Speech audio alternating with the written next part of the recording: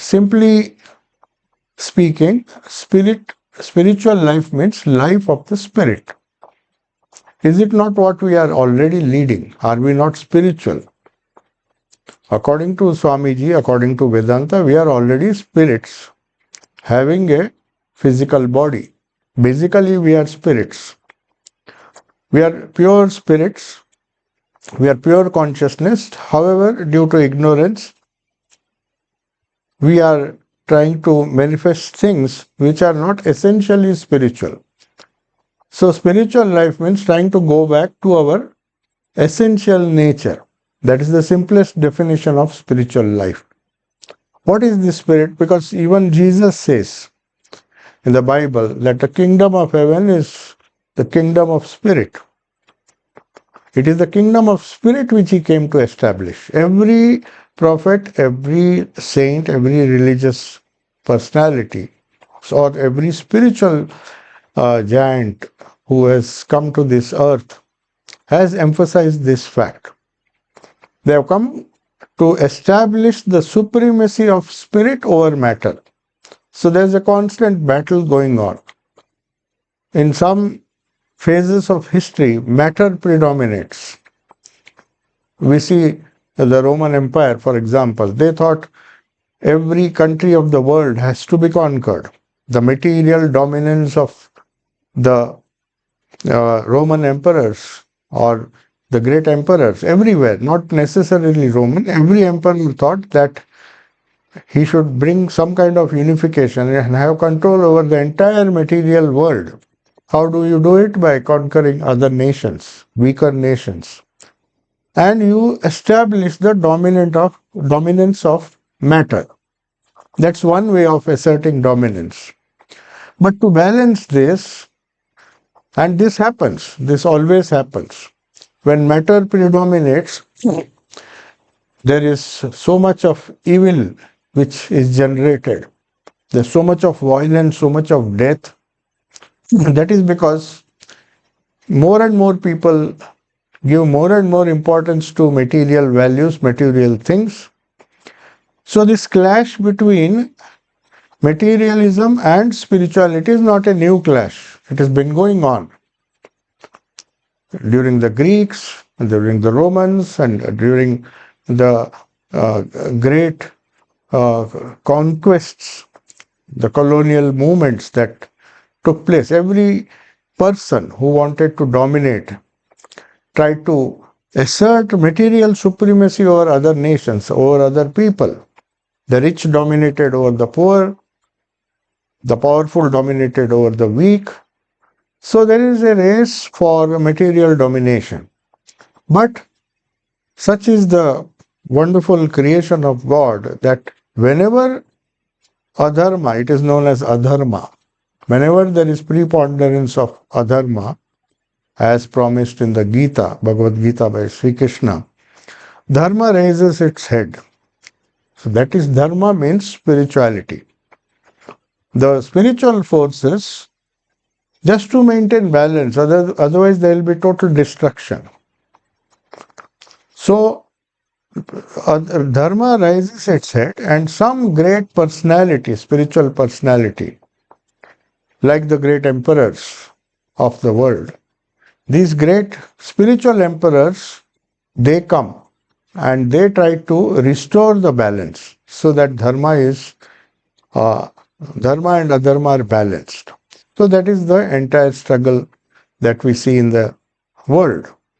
Spiritual history of mankind, if you see, it's always when adharma predominates. So it's a general phenomena which Sri Krishna mentions in the Bhagavad Gita, that whenever there is a predominance of materialism, when spiritual values are not taken seriously, and when there is a crisis, it is the Lord who himself comes to uphold these great spiritual values, and he does by his own life and his own message, which is based on his life. So he has to live that spiritual life. So if somebody is trying to dominate materially, he has to show that he has that power with him to dominate over other countries. He has to work hard. He has to develop science, he has to develop business, he has to develop so many things to dominate over other countries. So that is how one becomes materially powerful. So also in the spiritual world, there is this spiritual progress. But the methods, both the approaches, material progress as well as spiritual progress, require some kind of effort. So in material progress, we have the skill sets, we have education, we have so many things that we need to develop ourselves, whereas in spirituality, it is known as upasana. We worship God, and through that worship, it begins just as we begin from kindergarten and then proceed, go up to the do doctorate, become graduates, do our masters, and then develop our knowledge, develop our skills. So also in spirituality, we begin with rituals, but we do not end there. So essentials of spiritual life means trying to find out how long to hold on to the unessentials or the preparatory disciplines and when to transit, because we have to make progress. We have to, just as we make progress in our academic life, we have to develop some kind of mastery.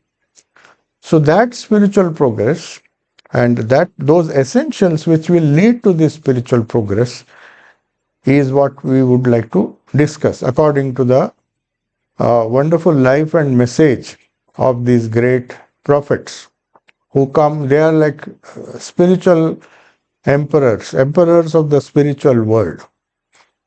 That is why most of the Jews misunderstood when Christ told them that he was an emperor. Perhaps the Roman emperor felt that his emperorship was threatened, and he decided to give an order to crucify Christ because he was becoming very popular. And when he said, I am the emperor, he perhaps thought he wants to replace him as the emperor of the world.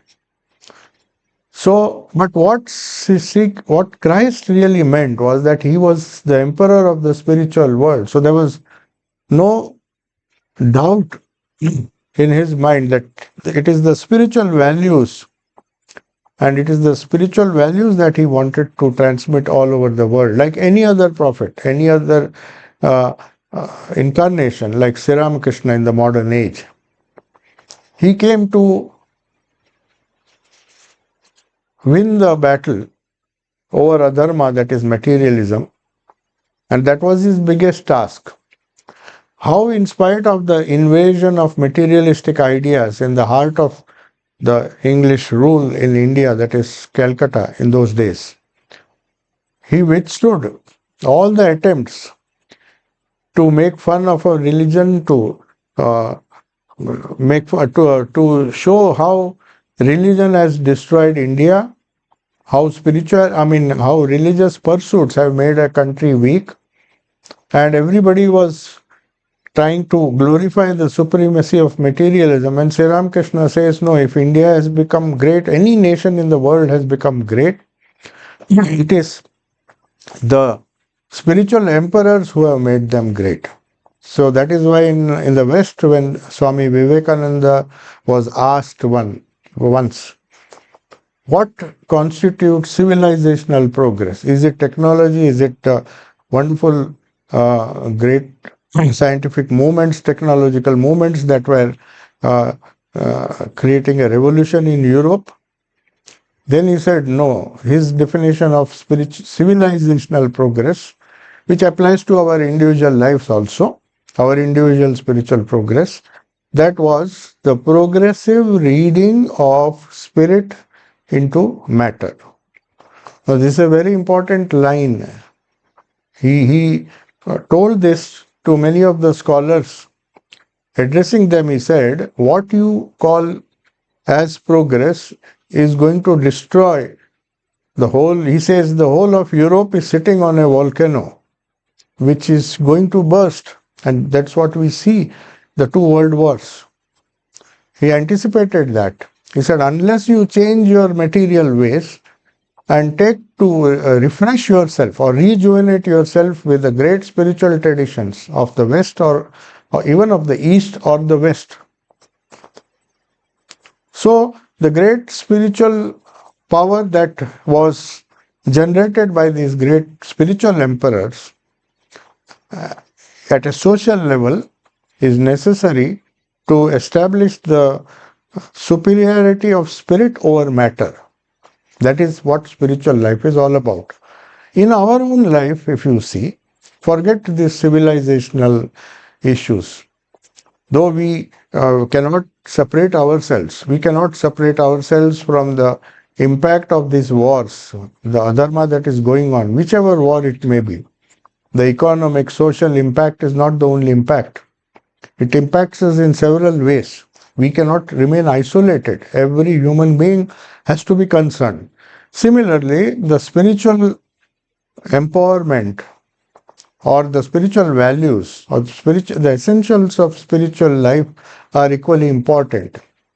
If spirit is to dominate over matter, the progressive reading of spirit over matter, that is what every saint, every spiritual person at an individual level or at the world level, emperors, spiritual emperors like Sri Ramakrishna, Christ, Buddha, they did on a mass scale.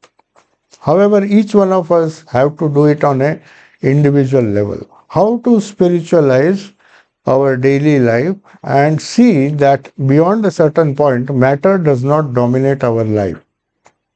So, progressive reading of spirit over matter. It's a very important theme. And Swamiji defines this. It's such a wonderful definition. You will not find it in any history books of the great historians like Samuel Huntington and all. They say it is a clash of civilization. It's a clash of different religions. They have not seen, they have not understood history properly. It's not just a clash of two faiths, the Crusades and all the religious conflicts that have defined history. It is how much of spirit has been read into matter.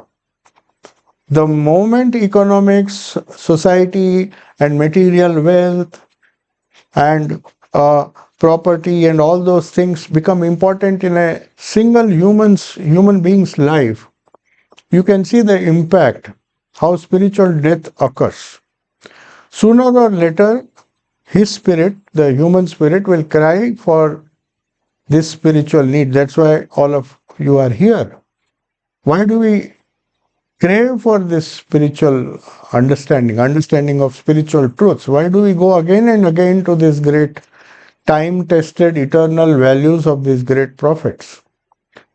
Again and again, no matter how much material one becomes, how much materialistic attitude the younger generations or the people have, sooner or later, when age catches up, at least when age catches up with them, then serious problems like death, what happens to the spirit, does it survive our physical body, all these questions have to be answered.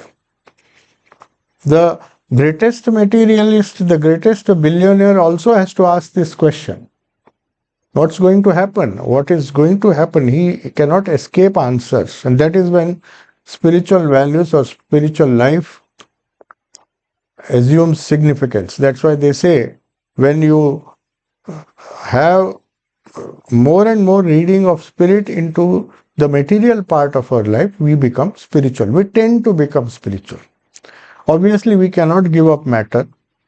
We have been trained right from childhood by our education system, by our people around us, telling us again and again the importance of matter, the importance of material prosperity in our lives, that we think that we can just wait for the spiritual values to be cultivated at a more advanced stage. That's why we deny it to the children. It's not a priority in most of our lives. Said, let them first get educated, let them build up their careers, let them earn their living, and let them make sure, be secure the material front, and then let us see. But that was not the approach of all these great spiritual uh, thinkers or great spiritual emperors, if I may call them that. They believed that side by side, along with all this material development, spiritual development has also to be taught to the children so that they don't suffer. So as we grow up, the spiritual side of our personality, if it has been neglected, has to be re-established. And we get the guidance of all these great spiritual gurus or the prophets who have spent, who for whom that was a specialization. That's why Swami Vivekananda says, it is not a coincidence that Sri Ramakrishna discarded formal education, which would lead him to, he used to tell humorously, Chal Kola Vidya, that which enables me to earn rice and some basic food. So why did he discard it? Because he said there are enough people to teach you all these things, material prosperity, how to educate yourself so that you can have material prosperity. But he wanted to go to the essence of life, which is how to see that spirit always dominates over matter in one's own life. And he did not listen to anyone, not even to his elder brother who wanted to force him to learn some trades to earn some money. He said, no, I know my goal.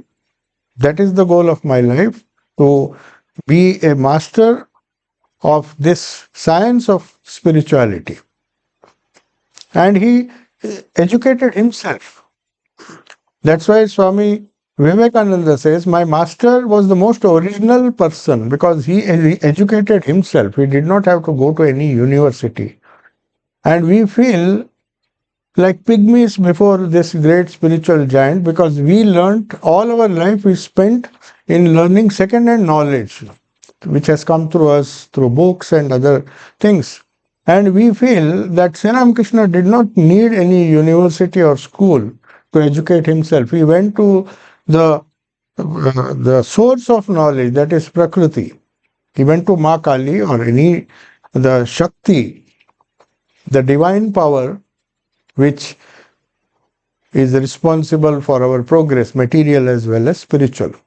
So he went directly to the university of the Divine Mother and he got all his knowledge, revelations, direct knowledge from Prakriti herself, from Shakti herself, the divine feminine power which is motivating us. In the Chandi it is said that she is the one who instigates us to go after material things, and she is the one who also helps you, inspires you to follow the spiritual path. So she works both ways.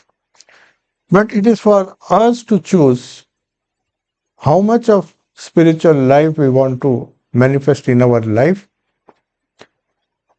So Sri Ramakrishna chose that in his life, he chose to follow it 100%. That is why he became a spiritual emperor, as Sri Ramakrishna, as Swami Vivekananda says. He preferred to focus on spiritual life as against material life.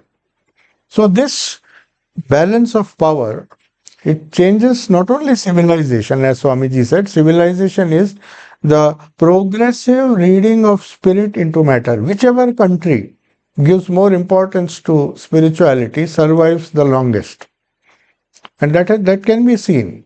He warned that unless Europe takes to spiritual ways, it will be destroyed.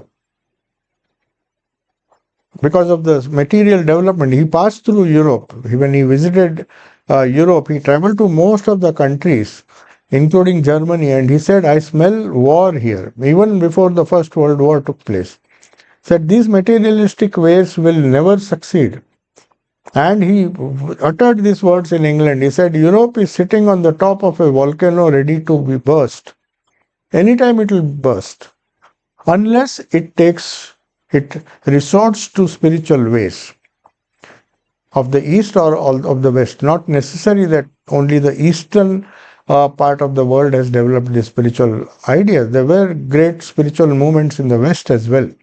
So now we're coming to the essentials of spiritual life. Let us go back to Sri Ramakrishna without going into the complications. One of the most important things, if you ask Sri Ramakrishna, many people they asked what is the goal of life.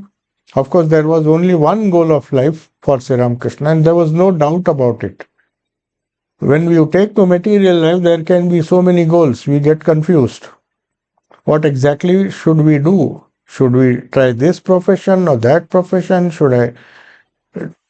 Whereas in spiritual life, if one is truly spiritual, then the only goal of life is God realization.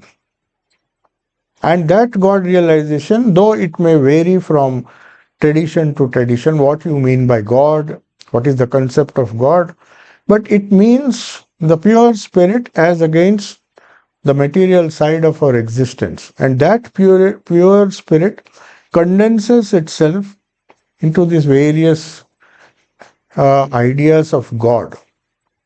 You may call it Brahman, you may call it the Father in heaven, or you may call him Allah, or by any other name.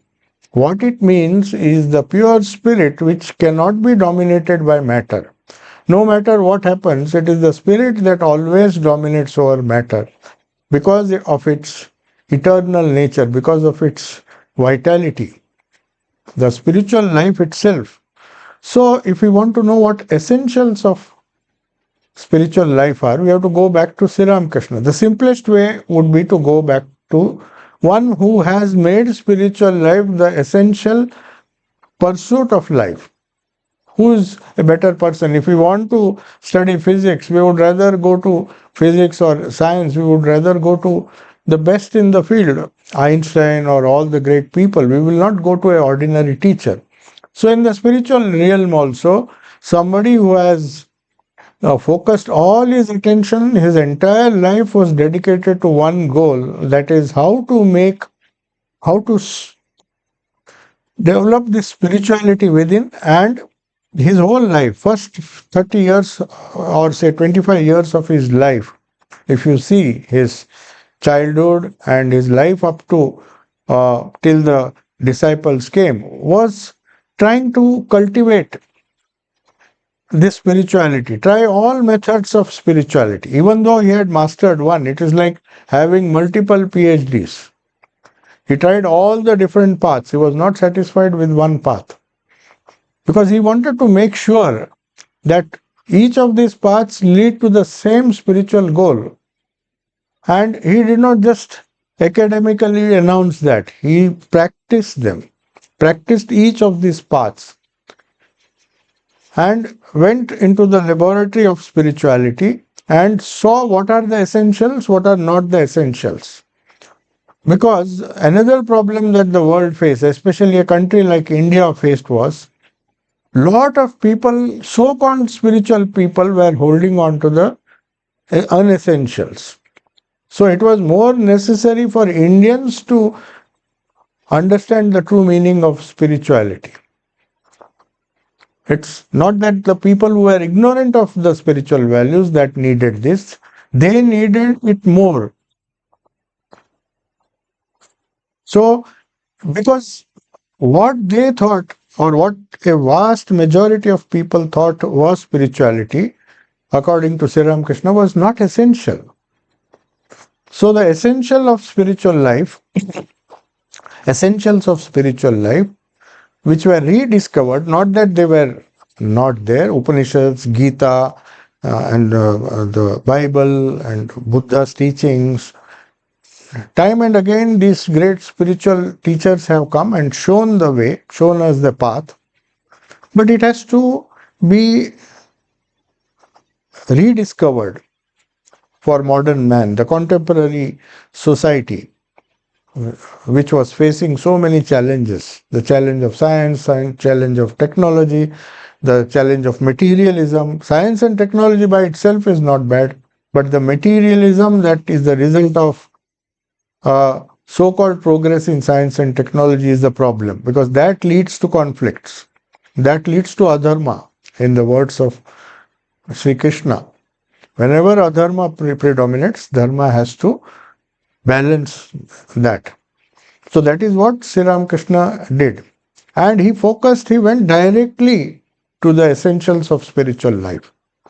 He bypassed all the other things, though he did not criticize them. He said it is necessary when you are in kindergarten, you need to learn alphabets. You can't just say I'll have my PhD directly. So you need to go back to the basics, definitely. But he showed by his own life. It was a fashion in those days, Brahmo Samaj and all, to criticize Murti Puja. Or he started with that. He didn't say it is useless. In fact, he started, but slowly showed what is the essence. What is true bhakti? What is true devotion? What is true karma yoga? What is true jnana? How they can be reconciled?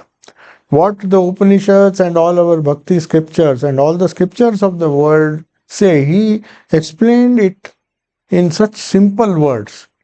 That is why this is one of the greatest contributions of Sri Ramakrishna, is the Gospel of Sri Ramakrishna. Why it can create an immediate impact on the modern person, whether he is from the West or from the East. Every human being, I have seen some of the East Europeans coming to our center. They never came before. But there was a lady, again maybe, who was inspired by the Gospel, which she might have read in English. She thought I should translate this into Hungarian. So there was no Gospel of Sri Ramakrishna into Hungarian. So this lady who did not have any money, Monica Thomas, she is very close to our revered Swami Chetananji. So she came and consulted him how she wanted to publish that book into Hungarian for the first time. And you can see the impact. The moment she translated the entire Gospel, so many people who were thirsty to know true religion, they were fed up of all the organized religions. Though there are churches, there is a wonderful spiritual tradition in Hungary and the whole of East Europe. It's not that they don't have their own spiritual traditions. But somehow they felt that we have to go deeper. We have to go into the essentials of spiritual life. So the moment they read the Gospel of Sri Ramakrishna translated into their own language, Hungarian, immediately they started developing interest. And though they knew both English and European, many of them have come. There are so many groups who are conducting online classes on the Gospel of Sri Ramakrishna in Hungarian. Though they know English, they can definitely read in English, but at the same time they want to connect to these great values through their own national language. So also you'll find, I've been to Brazil, where Portuguese, the recent edition, 2-volume edition of Gospel has been released. How popular, how people are attracted to this essentials of spiritual life as explained by Sri Ramakrishna. Because people don't have the patience to study the scriptures, to go through all the theology, which very often confuses us. But you go to Sri Ramakrishna, you get only the essentials.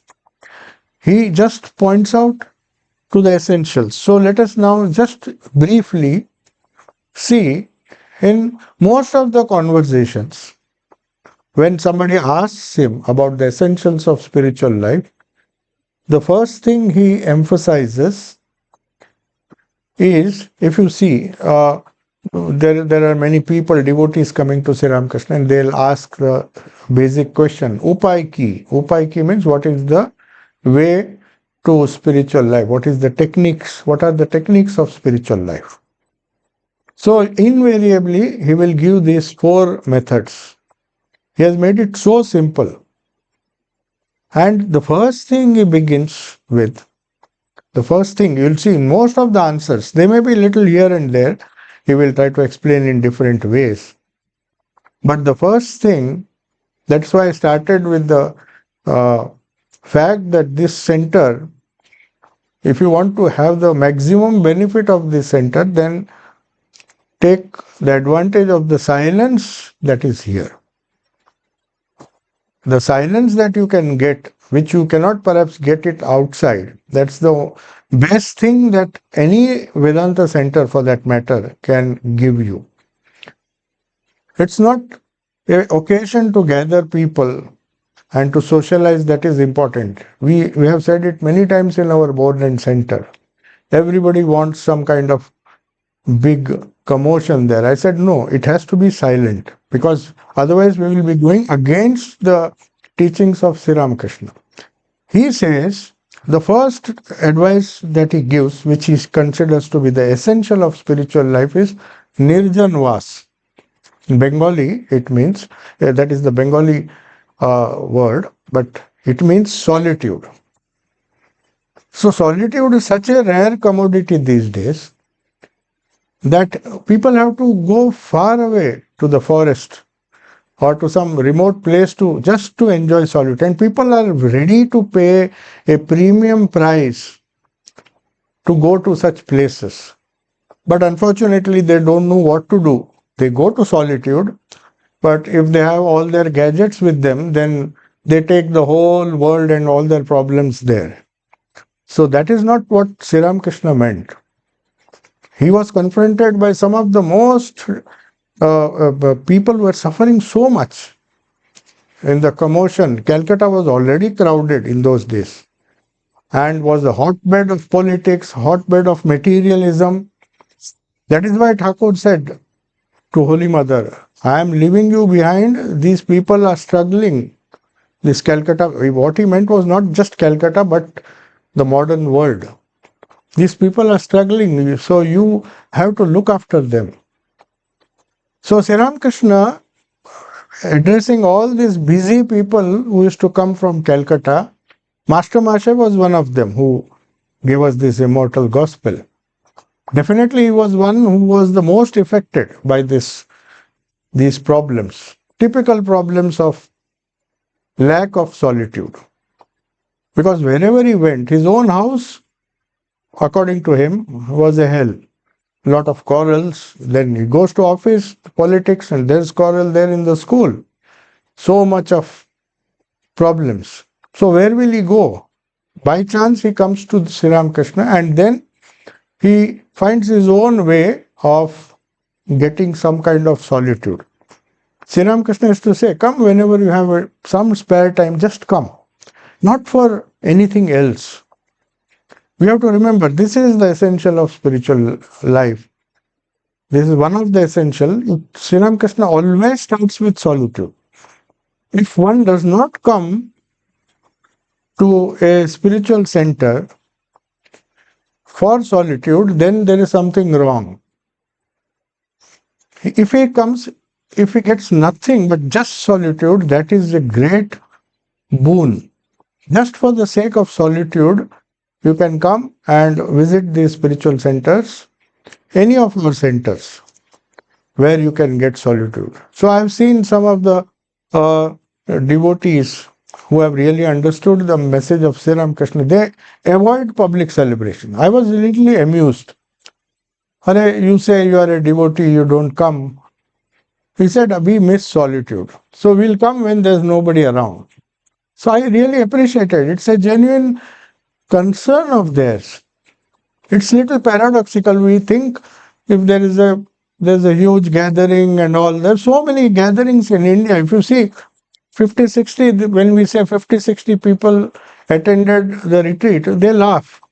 Because there are gatherings of more than 100,000 in the Bhagavad Katha and all. But how much of it really benefits them? Maybe some words, something they take away. But that is the idea, that if you just go to these places and listen to something, then that's the end of it. So that's the beginning, no doubt. It's better than doing nothing. But that's not the that's not the essential of spiritual life. That's why we have to have a guide who teaches us properly. So Sri Ramakrishna says, Nirjan Vas. The first thing he told me, Master Mashe, he told everyone who came after that, if you see, how much he emphasizes solitude. That's number one. The second, he says, practice or the second is very often he used to say repetition of the holy name, but before that he used to tell one more thing, which represents the Jnana Yoga, the essence of Jnana Yoga. If we might read the whole book of Jnana Yoga, but Sri Ramakrishna gave us the essence, and he told the same thing to Swami Turiyananji also, who was reading Vedanta day and night and not coming to Sri Ramakrishna. He said, what does your Vedanta say? It says distinguish between the Nitya and Anitya. Nitya, Nitya, Vastu, Viveka. Just separate the two. Is that not what the entire Vedanta or the Jnana Yoga tells you? Then he said, yes. Then what are you doing there? Why don't you start doing that? Rather than read one Upanishad, listen to so many talks, just focus on the essential. When you come to solitude, that is the first step where you at least get some opportunity to think. And then you can, in that solitude, hopefully, if we have read the gospel, then we understand the second thing he says, that should be followed by Nitya, Anitya, Vastu, Viveka. Nitya, Nitya, Vastu, Viveka. That means try to find out what is the priority in your life. Do you want to hold on to the permanent or do you want to hold on to the temporary? As much as possible. It may be easier said than done, because though we think it is not permanent, we don't like to give up things which we hold dear to us. And Sri Ramakrishna does not advise also. He says it's not possible, but at least know in the heart of your hearts that this is Nitya, this is Anitya. That is what Jnana Yoga is all about. You don't have to open a single page according to Sri Ramakrishna. Nitya, Anitya, Vastu, Viveka. Nitya, Anitya, Vastu, Viveka. So after coming to solitude, that is the first essential. Try to create a solitude if it is not already there, or go to a place where there is solitude, and then be serious about this eternal and at least know that these are the things which I have to ultimately, they are not going to help me or give me any security, and these are the things which will give me eternal security. Because of their very eternal nature, they are never going to be lost. And these are the spiritual values. Spirit always dominates over matter. As Swamiji said, the progressive reading of spirit into matter. So whether you do it in solitude, whether you do it through prayers, which is the next, we'll come to that. That is, first is solitude, which helps us to meditate. So that is Raj Yoga. Without solitude, there cannot be meditation. Because if you go to solitude, there is a chance that the thoughts that come and disturb your mind will be reduced, if not removed altogether. The moment you sit to meditate, you will see these thousands and thousands of thoughts coming. So if there is solitude, at least it will be reduced. It will be easier to handle the unwanted thoughts. So that is Raj Yoga. Then we come to the second aspect, Jnana Yoga, Nitya, Anitya, Vastu, Viveka. Having done that, he comes to the next yoga, which is Bhakti Yoga, where he says, Ishvara Nam Guna Gan. Nam is Japa, repeating the name. Why to repeat the name? And why Gunagan? Why do we do the prayer every day? In fact, the ideal situation would be to, when these prayers are recited, apart from this, I call this Khandana and Om Rim Ritam, which is in Sanskrit, as Dhyana mantras. So we do not know the nature of Sri Ramakrishna, the real nature, the real Swarupa. So we better leave it to somebody who has realized, who has understood who Sri Ramakrishna is, and who better can be there, who can describe who Sri Ramakrishna. Those Swami Vivekananda did not write elaborately on Sri Ramakrishna. He left it to Swami Sarvasthananda to write the great master, the divine play. But whatever he has given is a very powerful dhyana mantra. Of course, every deity in Hinduism, if you see, when you do upasana, you don't meditate on a picture. Picture is important. That is the Rupa Dhyana. Rupa means form. But there is a Guna Dhyana. So unless you know the Guna of the Ishta on whom you are meditating, it's just meditating on a form. No doubt it is important. But the Guna Dhyana can only be done by what is so popularly known as Dhyana Mantra. Even the Chandi, if you see, Kali, before singing the praises of every deity, there is this Dhyana Mantra in the beginning. They are not random mantras, they are not poetic compositions. They are the outpourings of a realized soul who has dedicated his whole life to that deity. After constantly thinking, by the grace of his Guru, Sri Ramakrishna composed this in a very high state of mind. That's why it is sung in almost every center.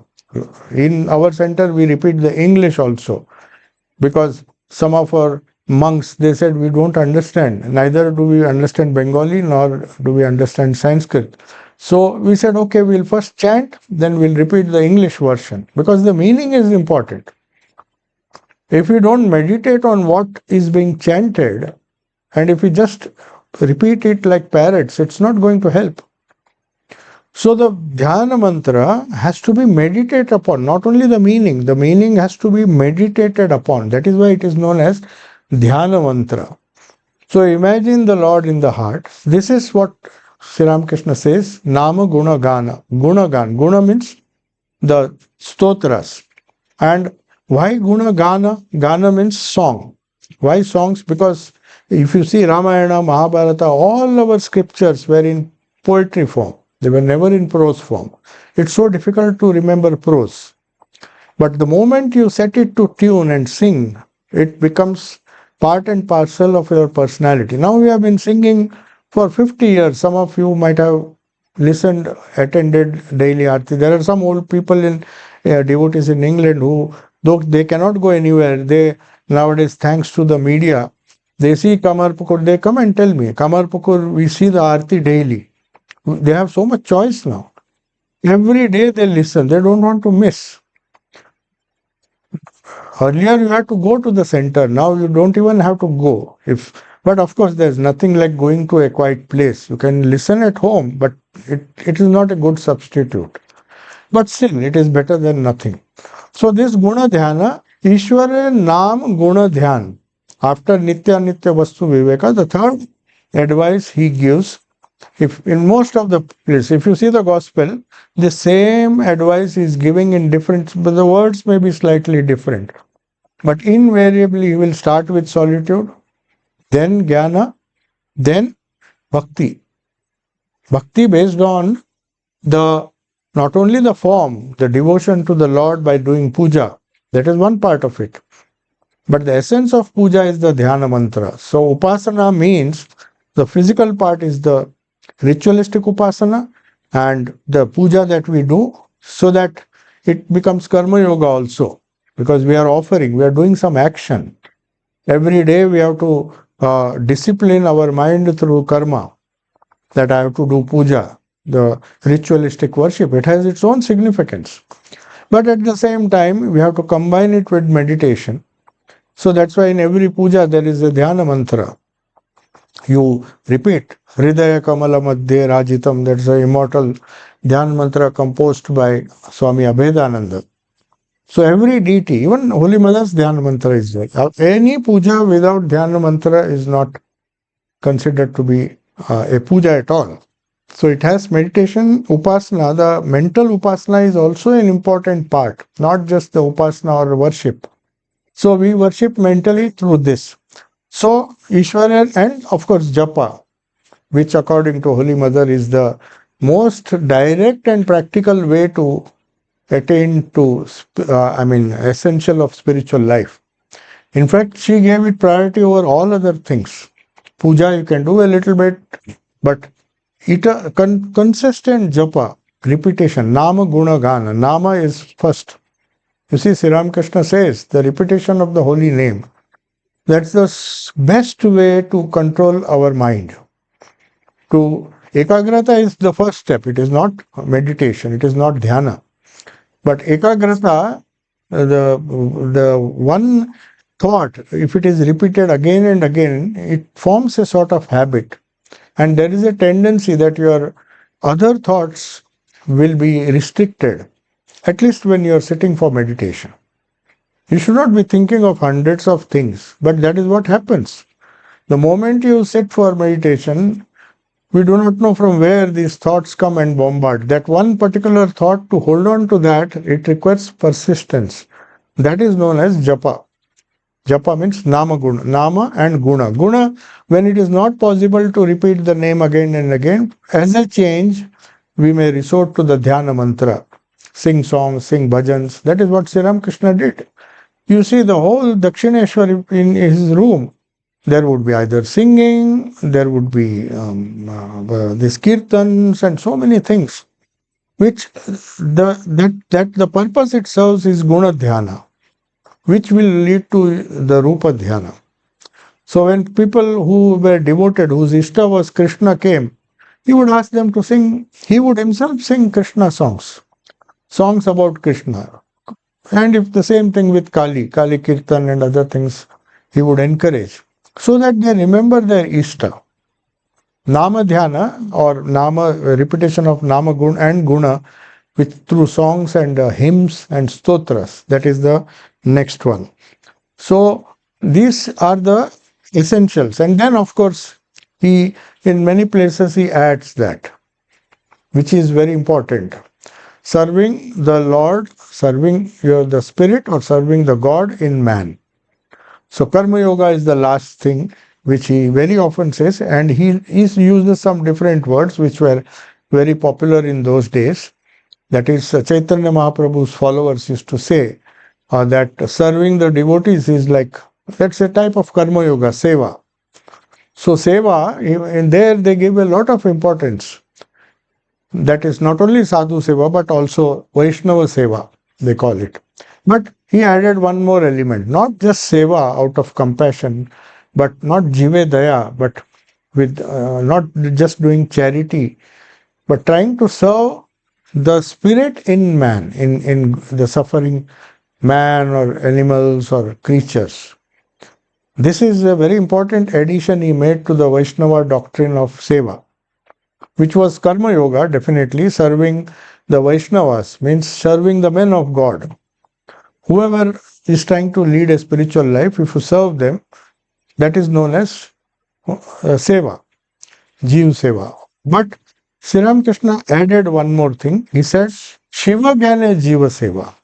Not just don't do Jiva Seva, but when you do it, this was the most essential thing which Swami Vivekananda heard that day. And he came out and he told those who were there, he said, if I get an opportunity, I will take this basic idea, this essential spiritual teaching of Sri Ramakrishna all over the world. Shiva Gyane Jiv Siva, service of God in man. In fact, in one of his, not one, there are several talks he gave in London on this theme, God in everything.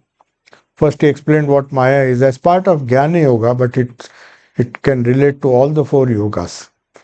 So practical Vedanta, he called it practical Vedanta. Vedanta as a theory is good, but how to practice it in our day-to-day life? Trying to same the spirit, trying to spiritualize the matter.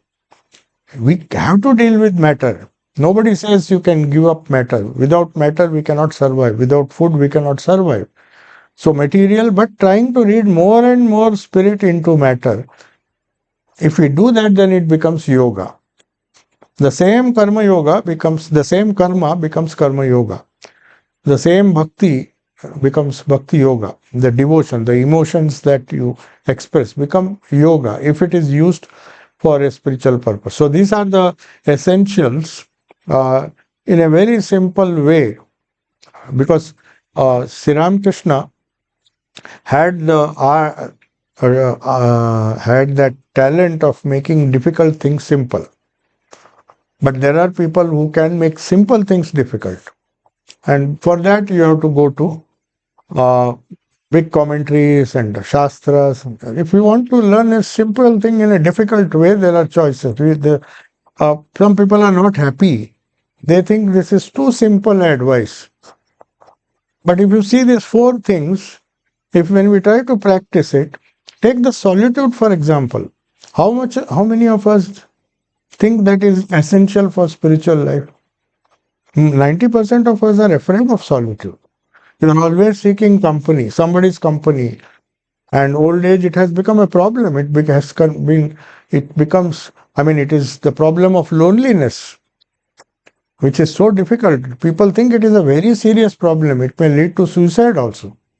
Whereas that is one of the essentials of spiritual life. If loneliness is turned inward, if somebody has told them, if they had read the gospel, then loneliness would have been a great benefit in everybody's life. How lucky I am that I can have solitude almost the whole day. Thakur would love that. Sri Ramakrishna, I'll conclude with this. Sri Ramakrishna once joked. He was envying Gopaler Ma. In those days, widows were not allowed to mix. Orthodox society would not allow widows to mix or socialize. So it was thought of as a punishment actually, but it was meant for a spiritual purpose. They were supposed to live alone. Somebody would provide their needs. And Gopal Verma used to stay in a small hut day after day, 30 years, Nivedita says. For 30 years, she thought of no one else other than her small Gopala, feeding him, doing everything.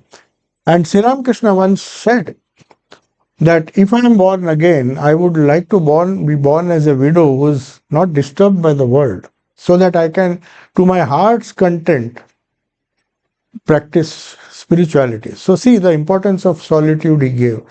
It was forced solitude for some widows in those days, and they fought against it. But for Gopal Verma, it was something that led to the highest spiritual realization. It was forced upon her by society, not that she sought solitude, but that's why Sri Ramakrishna said how lucky she is. She has no botheration, nothing to worry about. The whole day she can think of her Gopala and lead a spiritual life. So that shows how Sri Ramakrishna, starting with solitude and then all the four other essentials, explained spirituality in a very simple but a very, very effective way to all of us. Thank you. So if there are some questions, I think I've taken more time. No? There may not be time. If there is time, one or two. Huh? No.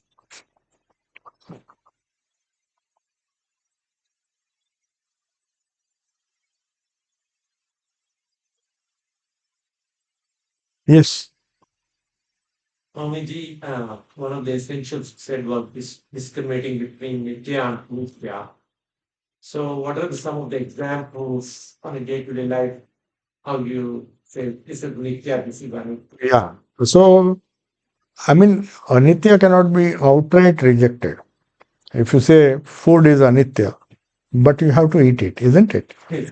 Yeah, it is an important part of our life. Money is an important part of our life. A house, a basic. But how much of it, that is important. So whether you have 1 billion or 10 billion, I think your quality of life is not going to change. Only you may be able to go on cruises and other things. The quality of life is basically what you need for a healthy, long life. In fact, those who lead simple lives, they live longer than those who indulge because of money, they have to spend it. So that is anitya, to know how much is enough, how much of everything material, anitya, we can have, and how much of nitya, that is spiritual practices. Sri Krishna says in the Bhagavad Gita that Arjuna is afraid whether all his spiritual practices, like all the money he earns and the kingdom he has to leave behind. So he's worried, what will happen to my spiritual practices after death? Say I do a lot of japa, a lot of spirituality, and one fine day die without realizing the goal. But Sri Krishna says, no, that is not going to be lost. So that is anitya. So whatever little of dharma, swalpam api asya dharmasya trayate mahato bhayat. In Krishna says, even a little of this religion, because of its eternal nature, because of its nitya nature, will save you from great fear, fear of death.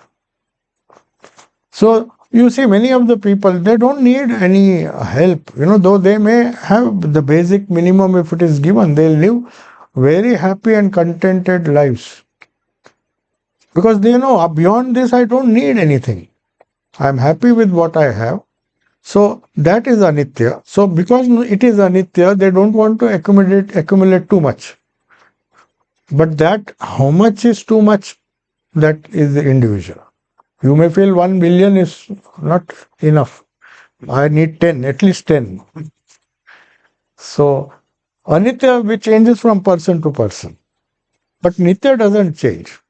That same thing, what Jesus said, what Krishna said, what Buddha said, everybody points to the same nitya, the spirit, or the God, or the consciousness, which doesn't change with time, with space.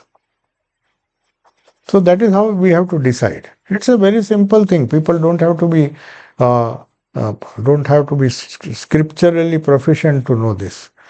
Everybody knows. Even a child knows what he really needs and what is his greed. He may be happy with 2 chocolates, but he may yearn for 20, which he may not eat. Maybe somebody else will take it away from him. Yeah. So that is anitya.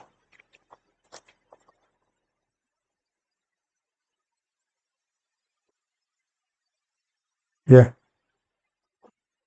Well, when you were talking about materialism at the beginning, I think most people have some kind of idea or concept or personal belief that money can't buy happiness, but they don't know how to distinguish ordinary emotions from spiritual emotions.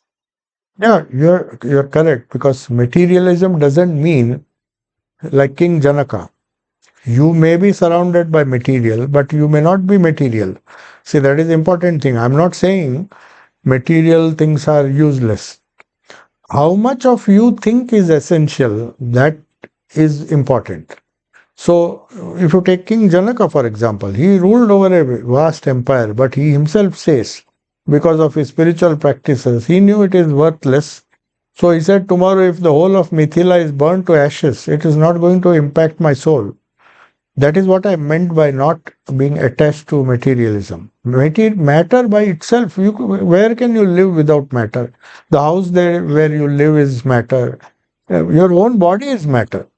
Till you get rid of the idea of body consciousness, you are living with matter, isn't it? So it's not a question of hating material. Materialism is an attitude. It is not what you possess or what you don't possess.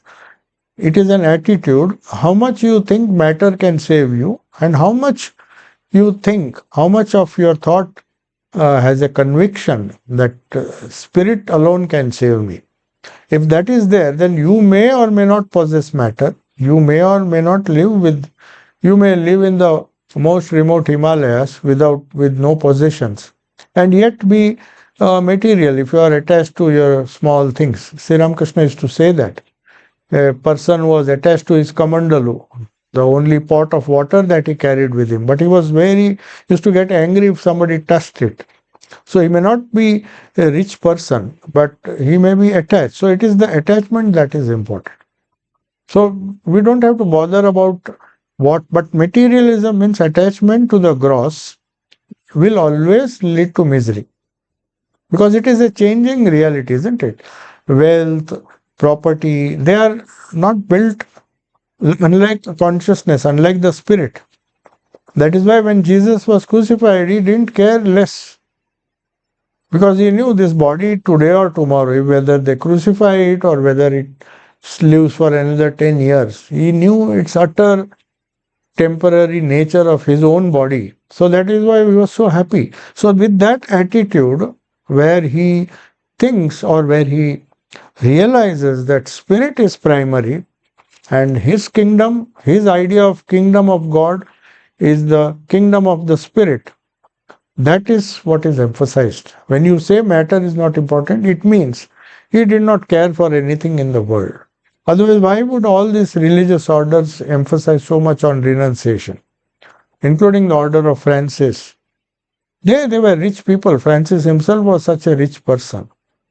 And Jesus himself says, when the 12 disciples, they were so popular that fishermen became great saints later on, but they followed him. So everybody wanted to follow like they wanted to follow Buddha. So one rich man comes, very rich merchant, and he is also inspired. Oh, let me go with Jesus. And then he said, can you accept me as a disciple? He saw these disciples are so happy and so spiritually empowered. So he wanted, for a moment, he was interested. Then Jesus said, okay, you can come with me, but there is a condition. Sell whatever thou hast. You know that Bible, famous, before and distribute among the poor. Sell whatever you have, means all his possessions, his wealth. You sell it, distribute that money to the poor, and then you come with me. Then that man hesitated. Then Jesus told his other disciples, see, it's easier for a camel to go through the eye of the needle than for a rich man to go to the kingdom of God. Now, these are biblical teachings. These are not mine. Jesus was more uncompromising. Krishna was much better. He said, you have both. If you go to Jesus, like that man, he had to give up everything. So, Thakur also, Sri Ramakrishna was, but still, Mother and Thakur, they were not so, they said, okay, if you can't do, at least give up mentally. Don't have to give up physically. So they never compromised. Otherwise, they would not become spiritual emperors of the world. And they would not have the lasting influence even today. Though everybody may criticize that it is not practical, but how many if you see the whole history, how many have given up Buddha, how many have given up Christ? Though they may not follow him 100%, but at least they know he was great, isn't it? Though the most confirmed atheists also, the heart of their heart, they know what Christ did was correct, what Jesus did was what Buddha did was correct, what Krishna did was correct. They may not be able to follow, but in the heart of their hearts, they know these people, what they said made sense. But right now, I'm not prepared for it. I'm happy with my cars and all this stuff. It's fine. So matter should not be hated. Sri Ramakrishna also never said that you should hate the materialists, because it's out of ignorance. They are holding on to something which will not save them.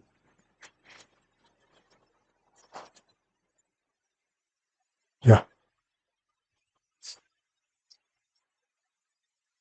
Most people have an idea about the pursuit of happiness, but not necessarily understanding how to take that in a spiritual direction.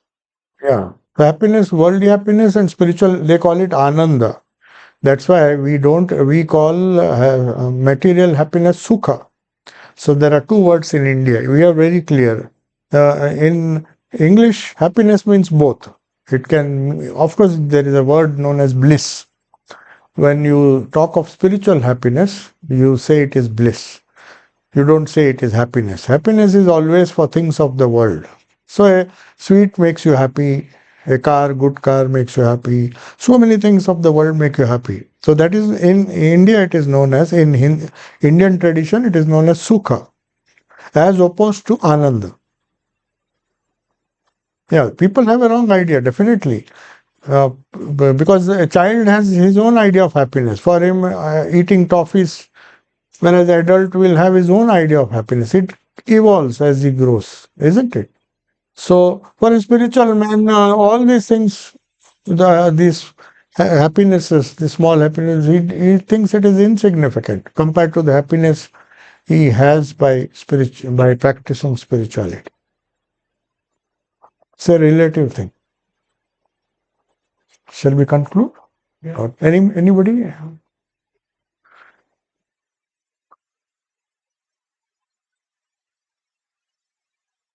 Can drop in your question. No questions? In fact, the answers are already there. So we just repeat what Sri Ramakrishna repeated. I'll end with a joke. I told this in one of the retreats. There was one disciple of Vireshwaranji Maharaj, who was a disciple of Holy Mother, the 10th president of our order. So he came, and as usual, they're great devotee of Krishna. He said, I want to do something. He was a rich man, very rich man. So he wanted to build a Gita Mandir. So Maharaj asked him, what is the purpose? You want to build a Gita Mandir? There are already Krishna temple in Udupi. There are so many temples here. So one more temple, will it make any difference? No, no, he said, this is a different temple. This is just a place where I will arrange for regular discourses on Bhagavad Gita. He was a great fan of, great admirer of Bhagavad Gita and Krishna. That was, he wanted to spend his money. So then Maharaj said, okay, very well and good, but there are already halls where these talks are there. There are ashramas nearby, hundreds of ashramas. If you go to India, not only our center, but there are so many centers where continuously Gita. He said, do you think it is really necessary to have one more hall? Then he said, no, I want to. Then it's okay. That is you can use your money whichever way you like. You build one more hall. How long what purpose it will serve, I don't know. But then he said, no, that is one part. The second part was important. Then he started giving a list of problems he was facing. As they say, problems of plenty. You don't know what to do with money. So he had his own problems. So he was listing all the problems. And then Maharaj gave a simple answer. He was not very well at that time. So perhaps he was irritated by this person who claims he knows Gita. He wants to promote Bhagavad Gita without reading himself. Anyway, so he said, Krishna has given a solution. Why don't you follow it? It's a very, very simple solution. The verse that he quoted, I still remember. It was when we got our initiation. After that, there was a question answer session. So he just quoted one part of one verse. Anityam asukham lokam imam prapya bhajaswamam. He said Krishna has given the final answer to all our problems. What is that? Anityam. Anityam means nitya, nitya we said. Anityam asukham. Sukha means happiness. So having come to this transitory and unhappy world, it's not unhappy. Asukham means where there is no happiness. Asukham. Sukham means happiness. Anityam asukham lokam. You have come to this world, somehow, by some karma you have come.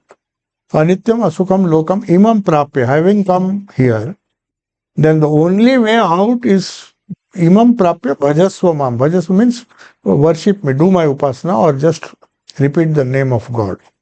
So he thought this was a very simple answer. He wanted, Maharaj had initiated him perhaps, so he wanted a better answer. He said, no, I am doing that, but nothing is happening. Then Maharaj was a little upset.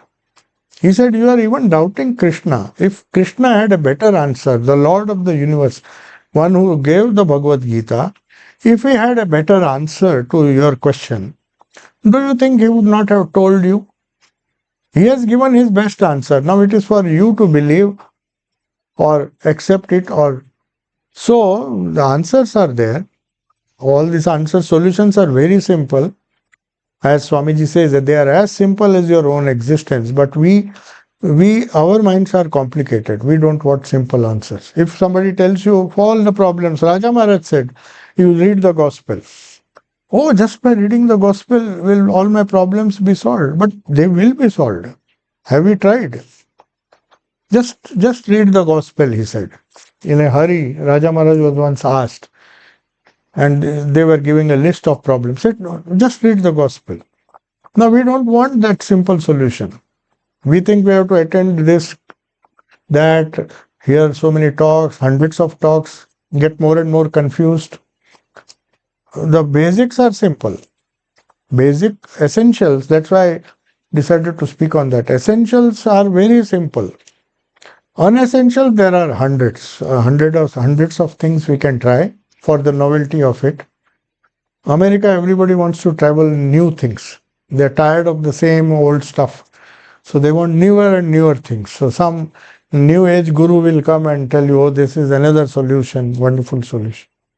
So that can be just as materialism. There is a problem of plenty. In spirituality also there is a problem of plenty. So we have to be very precise. Just focus on the essentials. We don't even have time for essentials. Forget the other things. Isn't it? It is so rare. Time is a very rare commodity.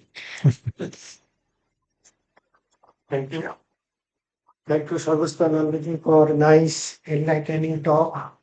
So tomorrow Swami will speak again at 11 o'clock. Yes. Topic is meditation and our daily life. Okay. So please come tomorrow. Now we have Anna Prasad. Food will be there. Empty stomach will not do the Anna and the religion.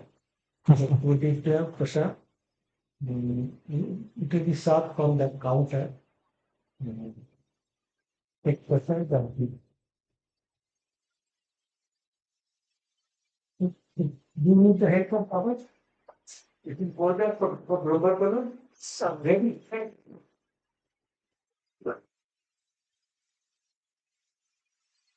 did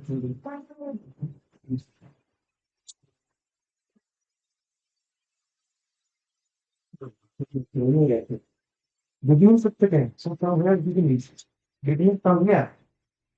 But there's some smell from home.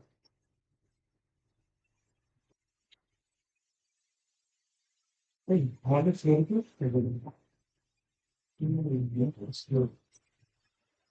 Yeah, yeah, You were in New York, no, the other day? No. No, I have somebody. Yeah, I think I saw you there. No, no, it's okay. done, no? Everything Yes, is. yeah, that's.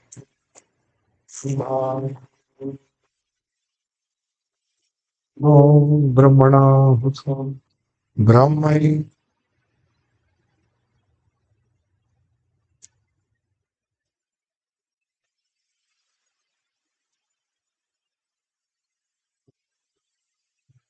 Step two. Doctor, that one. I'll just go to that. Chapati. It also. Hey, maybe if that's.